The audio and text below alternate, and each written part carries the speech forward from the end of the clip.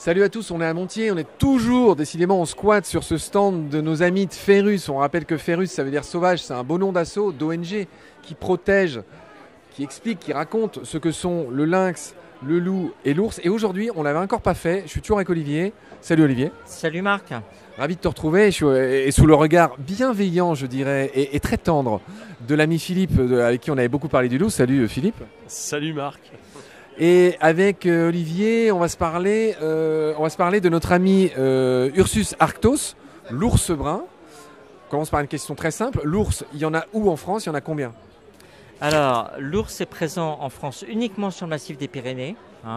Et on estime, la dernière estimation est autour de 80, peut-être 90 avec les oursons qui sont nés en 2023.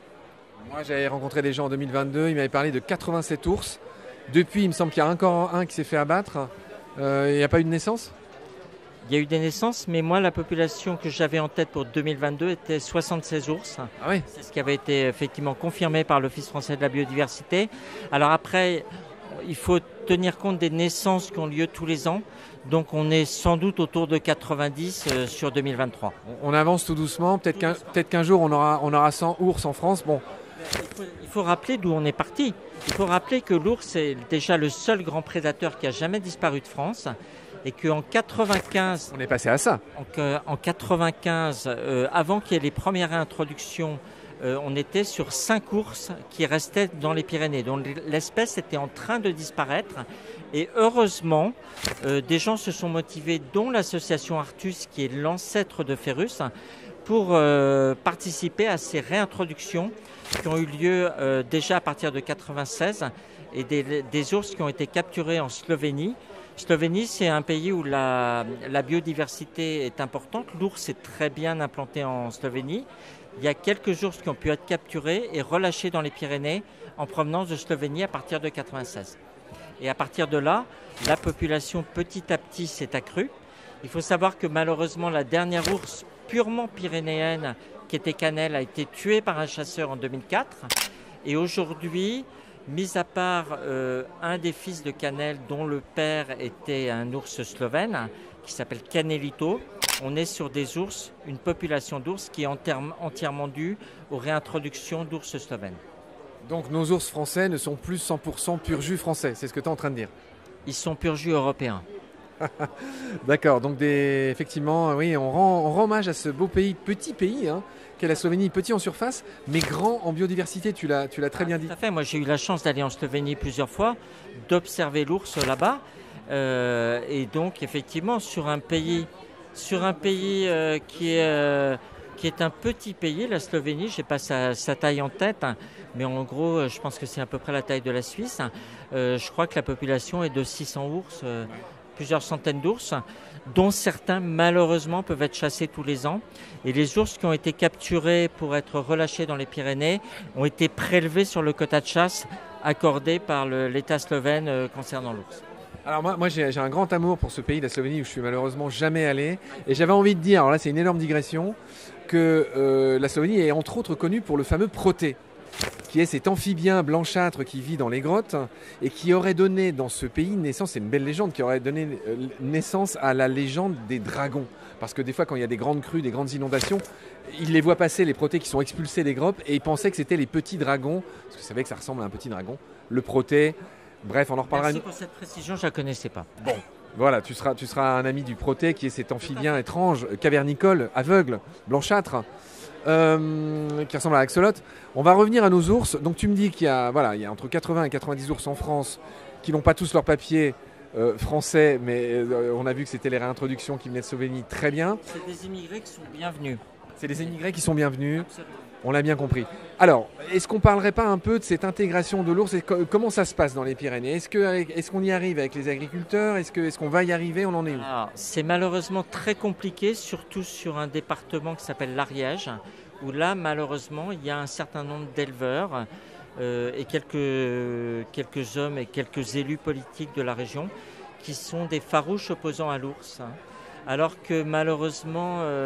Qui préconisent la destruction ou la capture? Elle renvoie dans son pays?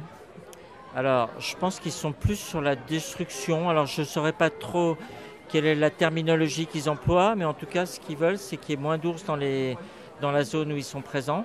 Il y a eu malheureusement des ours qui ont été abattus de façon illégale il y a 3 ans maintenant, hein, qui n'ont toujours pas été remplacés par l'État français, alors que l'État français s'était engagé à remplacer tout ours tué illégalement en France. Et l'État n'a pas tenu sa promesse, hein, ça il faut le rappeler aussi. Aujourd'hui, on est effectivement sur des gens qui ne veulent pas l'ours. Donc il y a certaines zones des Pyrénées, malheureusement, où on voit encore des panneaux « mort à l'ours »,« non à l'ours ». Et vous savez qu'il y a eu des ours qui ont été relâchés en 2018. Là, c'était dans une autre zone des Pyrénées, c'était effectivement dans le Béarn, où des ours ont été relâchés en provenance de Slovénie. Certains éleveurs virulents ont bloqué les routes, ont empêché les convois qui devaient relâcher ces ours d'arriver dans la zone où les ours devaient être relâchés. Et les ours ont dû être relâchés par hélicoptère. Ça vous explique à quel point, malheureusement, avec une minorité de personnes agissantes, la situation peut être très tendue sur le terrain. Tendu, tendax, c'est bien compris. Allez, on va pas parler que de chiffres et de problèmes tout au long de nos épisodes. Moi, j'aimerais bien un petit peu mettre un peu d'émerveillement dans les oreilles et les yeux de ceux qui nous écoutent.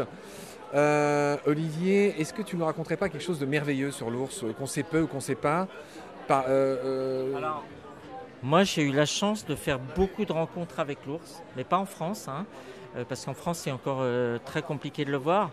Mais j'ai passé des moments superbes avec des mères ours, avec leurs oursons, que ce soit effectivement en Slovénie, en Croatie, en Espagne. Aujourd'hui, il y a une zone de l'Espagne qui s'appelle les Monts Cantabriques, ou les Asturies, dans le nord-ouest de l'Espagne, où l'Espagne a réussi à très bien protéger ses ours. On fait aujourd'hui un argument touristique. Et si vous voulez aller dans les zones où l'ours est présent, il faut réserver longtemps à l'avance parce que la plupart des hôtels sont complets avec des naturalistes qui veulent voir l'ours et qui veulent observer l'ours. Et donc, c'est effectivement aujourd'hui dans les Asturies, il y a environ 400 ours, alors qu'on était sur une population il y a 20 ou 30 ans d'une 50aine d'ours.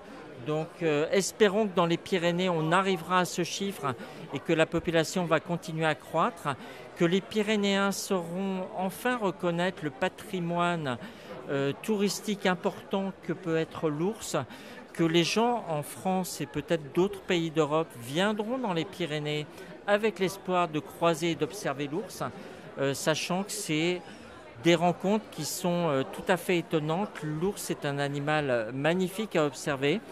Il faut savoir, dans certains cas, prendre des précautions si on se retrouve à faible distance d'une maman ours avec ses oursons, parce qu'elle fera tout pour les protéger. Mais je souhaite à chacun des auditeurs d'avoir un jour l'occasion d'observer de l'ours dans la nature. C'est une rencontre fabuleuse. Alors moi, j'ai 2 choses à te dire. On va finir cet épisode en disant que tu as commis la même faute que moi. Tu sais, il y a Françoise Sercollet là à côté de notre stand, qui est cette spécialiste des reptiles. Tu vois très bien qui c'est, Françoise. Et Françoise m'a quasiment arraché un œil ou une oreille parce que, comme toi, parfois j'utilise ce qui s'appelle le partitif, c'est-à-dire j'ai vu de l'ours, j'ai vu du chevreuil, il y a du lynx dans les Vosges, et cette manière de parler du vivant, elle la déteste, et elle a raison. Je voulais dire, c'est une manière de chosifier le vivant qu'on n'aime pas. Je m'en rends coupable moi-même, apparemment. Philippe fait oui de la tête, et toi, je t'ai entendu le dire au moins une fois. Cher Olivier, j'étais ravi de te revoir. Merci pour ta patience, ton temps, tes explications. On se revoit très vite. Salut à tous.